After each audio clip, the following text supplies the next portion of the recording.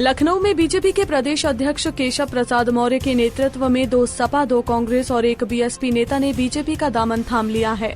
वहीं इस मौके पर केशव प्रसाद मौर्य ने कहा है कि विरोधी पार्टियों के कई और नेता भी बीजेपी में शामिल होंगे।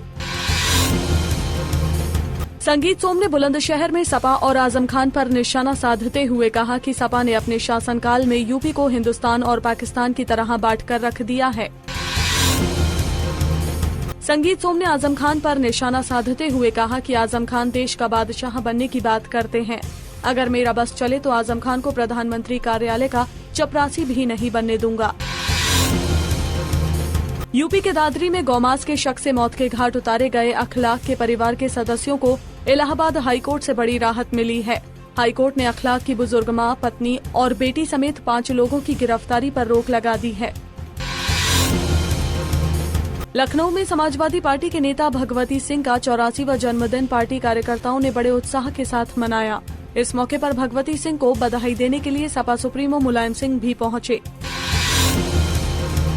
लखनऊ में सपा के कैबिनेट मंत्री शिवपाल यादव ने प्रदेश में बाढ़ के हालातों को लेकर एक समीक्षा बैठक की। बैठक में शिवपाल यादव ने मीडिया से बात करते हुए कहा कि बाढ़ के हालातों से निपटने के लिए प्रदेश में युद्ध स्तर पर प्रयास जारी है। शीला दीक्षित ने मीडिया से बात करते हुए सपा बसपा और बीजेपी पर जमकर निशाना साधा। उन्होंने कहा कि पिछले 27 सालों में यूपी में सपा बसपा और बीजेपी ने शासन किया है और इन 27 सालों में यूपी विकास की दौड़ में सबसे पीछे रह गया है। अपने विवादित बयानों से चर्चा में रहने वाली हिंदूवादी नेता साध्वी प्राची को जान से मारने की धमकी मिली है। साध्वी प्राची का कहना है कि जब भी मैं पश्चिमी उत्तर प्रदेश में आती हूँ तो इस तरह की धमकी दी जाती है। लखनऊ में अमित सिंह चौहान ने अपने स्वर्गीय पिता और राष्ट्रीय लोक दल के प्रदेश अध्यक्ष मुन्ना सिंह चौहान की हुई अस्पताल में मौत को एक साजिश बताया है। उन्होंने कहा है कि डॉक्टर्स की लापरवाही से उनके पिता की मौत हुई है। कौशाम्बी जिले में कई गांव बाढ़ की चपेट में आ गए हैं। पिछले 2 दिनों से यमुना और गंगा नदी में बाढ़ का पानी लगातार बढ़ रहा है। बढ़ रहे जल स्तर से तराई इलाकों के गाँव में बाढ़ का खतरा बढ़ता जा रहा है। बाराबंकी में एक पुलिस ने एक हत्या के मामले का खुलासा करते हुए बेटे को ही मां की हत्या के आरोप में गिरफ्तार किया है। बेटे ने अपने मामा को हत्या के आरोप में फंसाने के लिए अपनी मां की हत्या की थी। गाजियाबाद में बदमाशों ने ओवरटेक कर जूलर की गाड़ी को रोक लिया और फायर कर दिया। जूलर को गोली तो नहीं लगी, लेकिन गोली की आवाज के बाद वहां पहुंचे एक पुलिसकर्मी पर बदमाशों ने फायर झोंक दिया। काशी हिंदू विश्वविद्यालय में छात्र को अगवा कर अप्राकृतिक दुष्कर्म के मामले ने तूल पकड़ लिया है। छात्र आरोपी को गिरफ्तार किए जाने को लेकर मुख्य चिकित्सा अधिकारी के खिलाफ धरना दिया।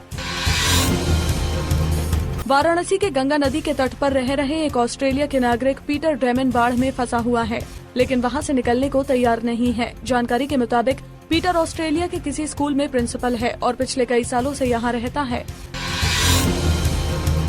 बुलंदशहर के नरौरा से होकर गुजर रही एक दिल्ली नंबर की इको कार गंगा में जा गिरी। चश्मदीदों ने बताया कि कार तेज रफ्तार होने के कारण असंतुलित हो गई और रेलिंग तोड़ते हुए गंगा नहर में जा गिरी। गोरखपुर के सहजनवा थाना क्षेत्र गीड़ा स्थित एक फैक्ट्री में भीषण आग लग गई। आग रात तकरीबन 1 बजे के आसपास लगी। आग से लगभग 50 करोड़ के नुकसान होने की संभावना है। लखीमपुर खीरी में सरकारी एम्बुलेंस के नाजायज इस्तेमाल का मामला सामने आया है।